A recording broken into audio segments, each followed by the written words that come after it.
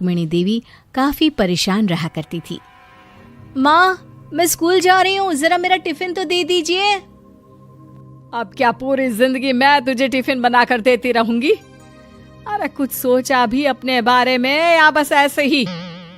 क्या माँ, सुबह सुबह फिर वही बातें लेकर बैठ गई। माँ गलत क्या कह रही है अंजलि दीदी? इतनी उम्र हो चुकी है आपकी, माँ कब तक आपकी सेवा करती रहेंगी? भाभी, मैंने माँ को कब कहा कि मेरी सेवा करो? वैसे भी अपना टिफिन मैं खुद तैयार कर लेती हूँ, बस टेबल से उठाकर देने को ही तो कहा था। वैसे अंजलि दीदी, देखा जाए तो टिफिन उठाकर देने की उम्र तो आपकी है। आपका अपना घर परिवार बच्चे होते तो ये जिम्मेदारी आज आप पूरी कर रही होती। एक बात मेरी समझ में नहीं आती, अगर मेरी शादी नहीं हुई तो इसमें मेरी क्या गलती है, और तुम सब लोग मेरे पीछे क्यों पड़े रहते हो?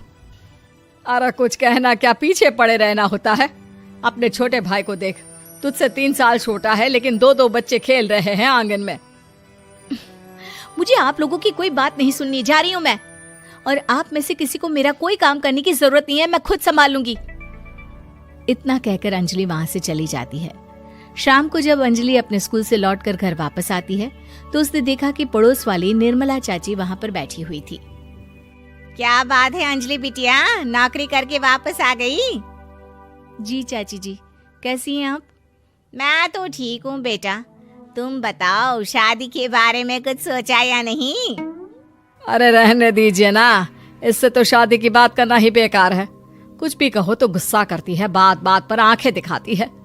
माँ, आप ऐसा क्यों कह रही हैं? मैंने कब आप पर गुस्सा किया? अरे अंजलि बेटा, तुम्हारी माँ ठीक ही तो कहती है।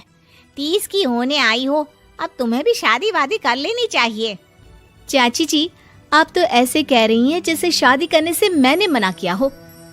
रहने दीजिए निर्मला चाची, हमारी अंजलि दीदी को अभी तक उनकी पसंद का दूल्हा नहीं मिला ना, इसीलिए वो शादी नहीं कर रही। भाभी, ऐसी कोई बात नहीं है। अरे तो फिर क्या बात है? तुम्हारी माँ ने तुम्हारे लिए इतने रिश्ते ढूंढे लेकिन तुम्हें कोई पसंद ही नहीं आता। क्या है ना चाची जी, हमारी ननद रानी नौकरी जो करती है, ऐसे ही थोड़ी ना किसी को पसंद कर लेंगी। अरे भाई, नौकरी का घमंड है तो बात अलग है, कोई और बात हो तो बताओ, कोई रास्ता निकाला जाए। नहीं चाची जी, कोई बात नहीं है, बस मुझे अभी तक अपनी पसंद का कोई मिला नहीं है। सुन लिया आपने, इस लड़की के तो पर निकल आए हैं और इतनी उम्र में अपनी पसंद का कोई मिलेगा भी नहीं इसे। माँ, आप मेरी शादी को लेकर हमेशा मुझे ताने क्यों मारती रहती हैं? अपनी माँ की बातें तो ताने लगती है। ताने हैं? बताओ, मैंने कुछ गलत कहा क्या? देखो, ये सब छोड़ो, मेरी दूर की बुआ का बेटा है, उसकी अभी शादी नहीं हुई है, उम्र होगी कोई 34-35 साल। आप कहें तो बात आगे बढ़ाऊं? अरे हाँ, क्यों नहीं, ये भी कोई पूछने की बात है। अरे जल्दी से लड़के को यहाँ बुला लो। माँ, आप मुझसे पूछे बिना मेरी शादी की बात करने जा रही हैं, और मेरी उम्र 30 भी पूरी नहीं हुई है। निर्मला चाची कह रही है कि वो लड़का 35 साल का है। अंजलि दीदी, आपको क्या लगता है इस उम्र में कोई फिल्म का हीरो आएगा आपके लिए? देखिए, अब पसंद और नापसंद की बात तो रहने दीजिए, पसंद करने की उम्र तो आपकी निकल चुकी। अब तो जो भी मिले उसी से शादी कर लीजिए, इसी में भलाई है। तेरी भाभी बिल्कुल ठीक कह रही है। अब जैसा रिश्ता मिले उसके लिए हाँ कर देना, ताकि हम भी गंगा नहाए। ठीक है, चलिए मैं उस लड़के को कहती हूँ, वो कल ही अंजलि को देखने आ जाएगा। अगले दिन निर्मला चाची के दूर का रिश्तेदार अंजलि को देखने उसके घर आता है। उसका नाम था अजय। अंजलि जी, तो आप नौकरी करती हैं, वो भी स्कूल में? जी हाँ, मैं स्कूल में टीचर हूँ। हमारी बेटी बहुत होशियार है। अरे पढ़ने लिखने में इतनी होशियार है, इसीलिए तो इसकी नौकरी लगी है स्कूल में। हाँ, ठीक है आंटी जी, जरा मुझे भी तो बात करने दीजिए आपकी बेटी से।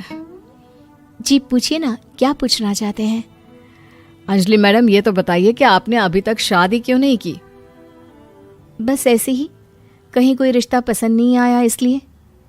लेकिन क्या मैं आपसे पूछ सकती हूँ कि आपने शादी क्यों नहीं की? अंजलि, क्या कर रही हो तुम? लड़कियों को इस तरह की बातें नहीं शोभा देती। रहने दीजिए आंटी जी, आपकी बेटी काफ़ी पढ़ी लिखी है, मैं उनके सवाल का जवाब दे ही देता हूँ। वो क्या है ना, मुझे भी अभी तक अपनी पसंद की कोई लड़की नहीं मिली। अच्छा अच्छा, कोई बात नहीं। वैसे आपकी तनख्वाह कितनी है, कितना कमा लेती हैं महीने का? जी यही कोई 25,000 महीने। बस 25,000? इतने से क्या होता है? इतने से तो आजकल घर भी नहीं चलता। आपके कहने का क्या मतलब है? अरे मैं तो ये सोचकर आया था कि नौकरी वाली लड़की है, आराम से 40,000 कमाती होगी। माफ कीजिएगा, आपका और मेरा रिश्ता नहीं हो सकता। जी कोई बात नहीं, मुझे भी आपके साथ शादी करने में कोई इंटरेस्ट नहीं है। अंजलि, किस तरह की बात कर रही हो? घर आए रिश्ते को ठुकरा रही हो तुम। दीदी, अब इस उम्र में आपको इतनी अकड़ नहीं दिखानी चाहिए। अच्छा खासा रिश्ता हाथ से निकल गया, कहीं ऐसा ना हो कि जिंदगी भर कुंवारी ही रह जाओ आप। कुछ दिन और ऐसे ही निकल जाते हैं और अंजलि की शादी कभी नहीं होती। अंजलि के परिवार वाले बिंदास उसे ताने मारते रहते हैं, लेकिन अंजलि एक बड़ी नौकरी की तैयारी करती है और उसमें सिलेक्ट होने के बाद अंजलि को एक बहुत बड़ी नौकरी मिल जाती है। अब तो दीदी के नखरे और भी ज्यादा बढ़ जाएंगे भाई। अब तो इतनी बड़ी नौकरी जो लगी है, अब इनकी शादी होने से रही। माँ, मुझे नौकरी के लिए दूसरे शहर जाना पड़ेगा। आप जानती हैं ये बहुत बड़ी जॉब है और इसमें पैसे भी बहुत ज्यादा मिलेंगे। अच्छा, कितने पैसे मिलेंगे बेटा? माँ, मुझे हर महीने 90,000 सैलरी मिलेगी। क्या? अरे वाह वाह, ये तो बहुत अच्छी बात है।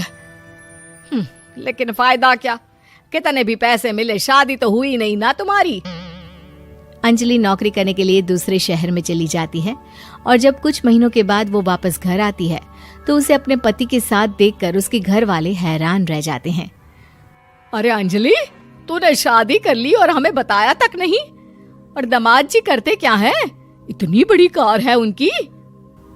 माँ, मैं आपको सब कुछ बताना चाहती थी, लेकिन आप सबके ताने सुनकर बहुत दुखी हो गई थी और इसलिए मैंने अपनी पसंद से शादी कर ली। मेरे पति मेरे साथ ही ऑफिस में नौकरी करते हैं और बहुत बड़े अफसर हैं। और एक बात बताऊं माँ, आज मैं बहुत खुश हूँ।